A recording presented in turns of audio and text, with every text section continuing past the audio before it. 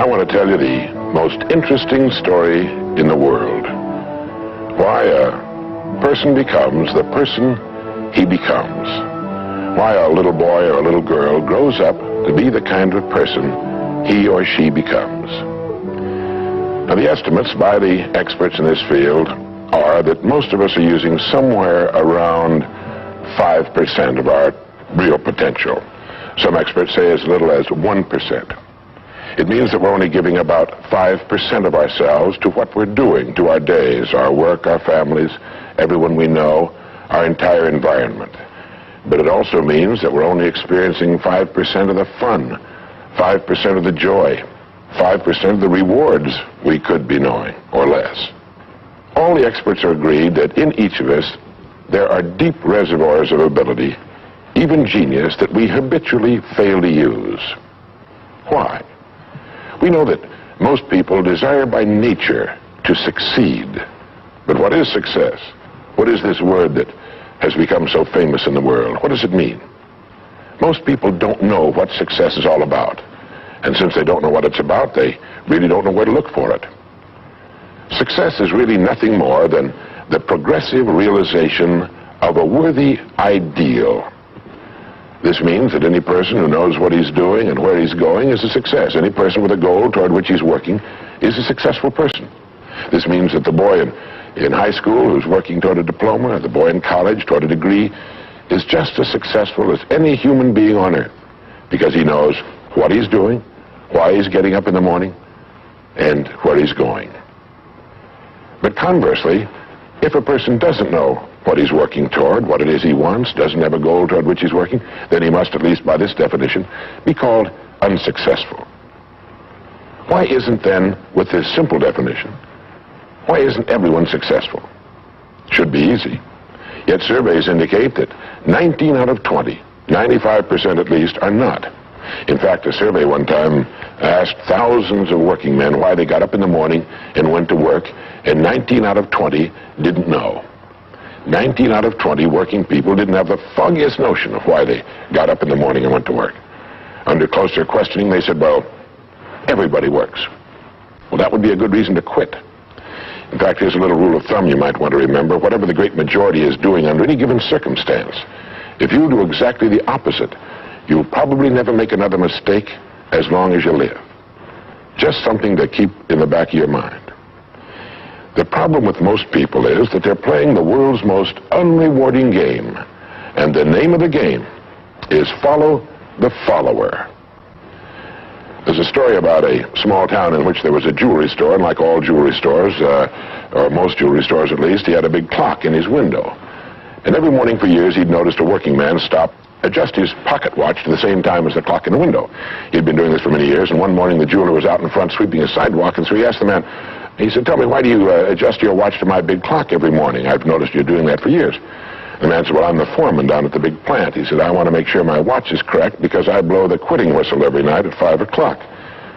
The jeweler looked at him rather strangely for a minute. He said, well, that's funny. He said, I've been setting that big clock in the window by that quitting whistle all these years. A very logical thing, but they could have been off 6 months. It was a case of a person just going along with what he thought to be correct without checking his references.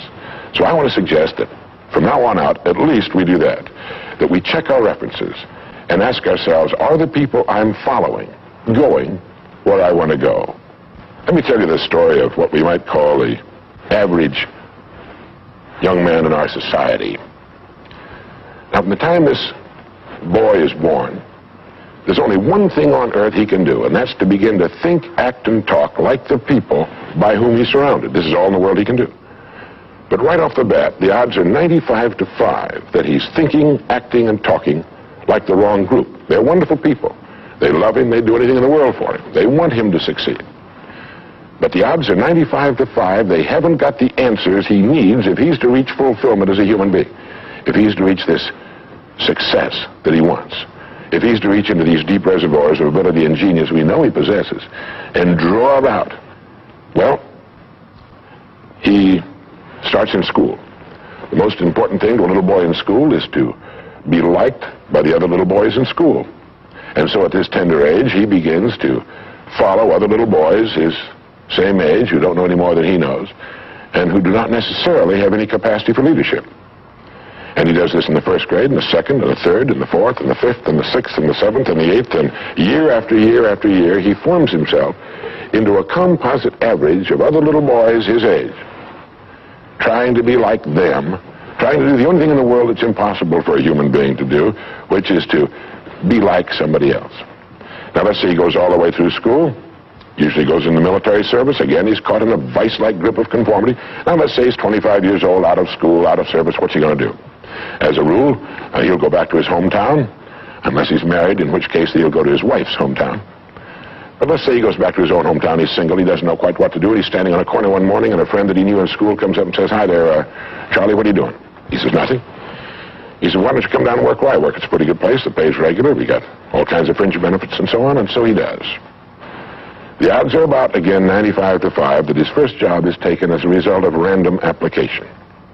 On the job, without thinking about it, the most natural thing in the world for him to do is to look around, see how the other guys are doing their job, and to begin doing his the same way, assuming that what is normal for them is normal for him. No reason for this. He doesn't think about it. He just does it.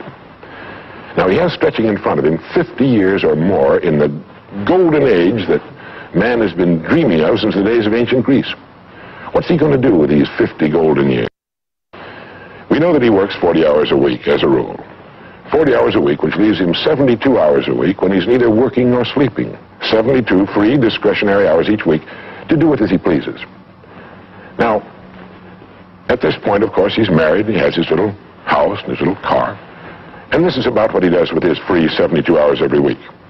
He'll do what the other fellows are doing with their free 72 hours every week, which is virtually nothing at all. On a typical day, he'll quit right on the dot, get in his little car, go to his little house, go in his little kitchen, kiss his little wife, and say, "I'm tired." They've even figured out why he says that. The experts believe that he used to hear his father say that back when men used to get tired working during the day, and he picked it up and he repeats this every night when he gets home. He bolts his little meal and then heads for the living room where he turns on his escape box. Click. Takes 15 or 20 seconds for the screen to light up, a period of time he finds interminable, but he gets through it somehow. Maybe kicks the dog a thumb through a magazine or something. But then the screen lights up and he does too a little bit, and there in front of him he sees people in all kinds of funny old-time costumes, all killing each other at a great rate. One expert has agreed that the average family can see more death and bloodshed and carnage on his television set in a week than Crassus saw when he crucified 6,000 prisoners on the southern road to Rome. But you know how those experts are. He could certainly be off one or two. But he sits there for about 5.5 or 6 hours. 25% of all free time now is spent in front of the tube, according to the latest statistics. Now, there's nothing wrong with this particularly, except that he's watching other people who are earning excellent incomes in the pursuit of their careers, while he doesn't make a nickel, and gets the only two things you can get from watching TV on that kind of a schedule. He gets red eyes and a hollow head. Now, this is not meant to be an indictment of television. I've got a couple of television sets at home, too. I have a couple of cars at home, too, but I don't go home at night and drive around the block for 6 hours. But he sits there for 6.5 hours until finally his wife, who's a little more practical than he is, taps him on the shoulder and she said, "Charlie, I think it's about time you went to bed. You've got to get up in the morning and go to work." And he's okay, and he shuts it off. He knows how to do that. He just shuts it off and goes to bed. Next morning he gets up and he does this all over again. He does this every day for 40 years. At the end of 40 years, he's retired, which always kind of catches him by surprise. No one's ever figured that one out either. And then he dies at 85 or 90, the way medical science is moving us along, out of sheer boredom. Well, what's the problem? Is there a tragedy here? Not really, if that's the way Charlie wants to spend his life, our mythical, hypothetical young man. If he wants to spend his life that way, that's his business. He lives in a free society, he can do anything with it he wants. But there's a terrible tragedy here if he's living that way because of the total lack of a decision. If he's living that way simply because he's still doing what he was doing in the first and second grade, and that's going along with the fellas up and down the block on the unspoken assumption that they know how to live, then there's a real tragedy there. Because they've never known how to live. Not in all the recorded history of mankind. He never finds out who he is. He never reaches into the deep depths of his abilities, his talents. He never learns that he can have just about anything he wants in the world, that he can call his own shots, tell his own fortune. And it's kind of a pity. Well, what's needed? Well, what's needed, I think, is a checklist. The first thing that he ought to have on his checklist, in my opinion, is the word a goal. A man without a goal is like a ship without a rudder. He doesn't know where he's going. He then belongs to that 95% that are just living day by day, month after month, like a starfish or an amoeba. He needs to know where he's going. Back in the early days of navigation, sailors used to see a strange sight in the Antarctic. They'd see a giant iceberg towering high out of the sea, and it would be moving against the wind. The wind would be blowing this way. The great iceberg would be moving right into the teeth of the wind. And this, of course, frightened the sailors whose ships were powered by the wind, until it was discovered that, of course, only a fraction of the great berg was visible, and that its huge, ponderous roots were caught in the great currents of the ocean. And it was being borne purposefully along its way, regardless of the winds and the tides on the surface. Well, this is what a man needs.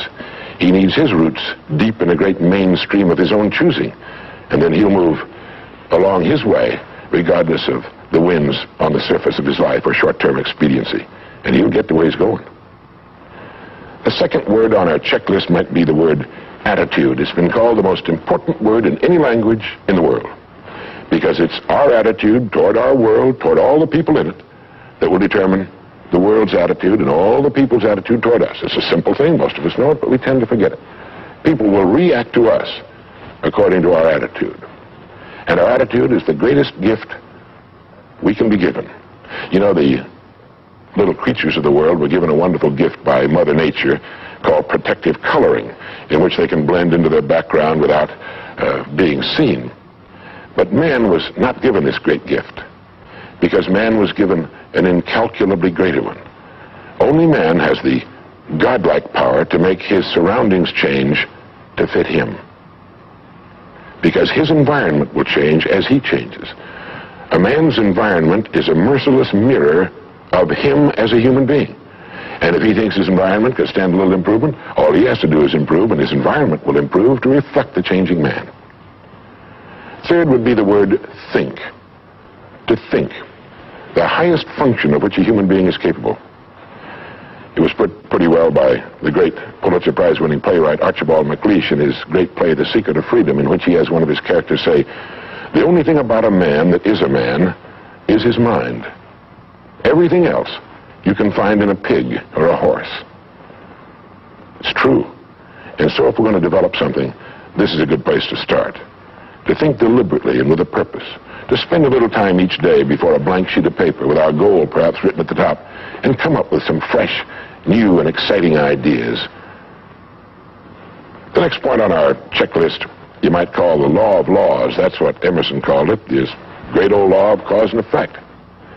That our rewards in life will always be in exact proportion to our contribution, to our service. We all know this, really. We tell our children in Sunday school that as ye sow, so shall ye reap, but we forget that that's true. If a man is unhappy with his rewards, all in the world he's got to do is find ways of increasing his contribution, his service. It's like the story of the preacher who was driving down a country road, and all of a sudden he came to the most magnificent farm he'd ever seen in his life. It was beautiful. And so he saw the farmer approaching the road on his tractor, and so he hailed him, and he said, "My good man," he said, "God has certainly blessed you with a magnificent farm." And the farmer thought for a moment, and he said, "Yes, you're right, he certainly has. But you should have seen this place when he had it all to himself." And the preacher had his sermon for the next Sunday. He realized that all the farmers up and down that road had been given the same land, but one man had made something great out of it. Well, all of us are given the same land. We're given a human life, and each of us can make something great out of it too if we want to. The next point might be simply the word truth.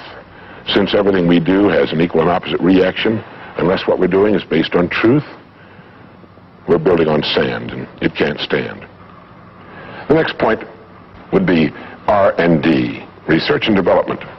None of us would want to work for a company or invest our money in a company that didn't have a very viable research and development department. That is, pumping a good percentage of its profits back into research and development because its future depends on it. But so does a man's. And you might ask yourself, how much of your own take-home pay have you spent during the past year for materials calculated to make you smarter this year than you were a year before? Calculated to make you a little better, a little bigger as a human being, to perhaps love a little more and hate a little less and do a little better job than you did a year ago. How much money are you pumping back into yourself and your future? It's worth thinking about. And finally, the strangest secret. At the beginning, I said, What makes a child grow up into the human being he becomes? Well, this is the reason for that. Of course, he's the confluence of a genetic pool that goes back for thousands and thousands of years. His environment has an influence on him, of course. But what makes him become the person he becomes is that he becomes what he thinks about most of the time. It's as simple as that. We become what we think about most of the time. And that's the strangest secret. This is why thinking is so vital. This is why a goal is so important. Because we will become that. This is why people who set goals achieve them. The trouble with men is not in achieving their goals. They do that. It's in establishing them. We must love them. We must help them. We must serve them, because our whole success will depend on our ability to do these things. But never lose our own individuality and our identity by permitting ourselves to become submerged in what has historically proved itself to be little more than a suffocating sea of indirection and purposelessness. If we want to emulate someone, fine, but let's be choosy in whose steps we follow. It's the only life we've got. And remember to think. Imagination is everything, and we can become what we can imagine. If you find yourself getting depressed and down at the mouth, as we all get once in a while, you might want to remember this quotation by Dean Briggs. He said, "Do your work. Not just your work and no more, but a little more for the lavishing's sake. That little more which is worth all the rest. And if you suffer as you must, and if you doubt as you must, do your work. Put your heart into it, and the sky will clear. And then out of your very doubt and suffering will be born the supreme joy of life." Believe it or not, in an age when we've come to nearly deify leisure time, we've almost lost sight of the fact that virtually all our satisfactions and rewards will come not from our leisure, but from our work. And don't forget the strangest secret. We become what we think about.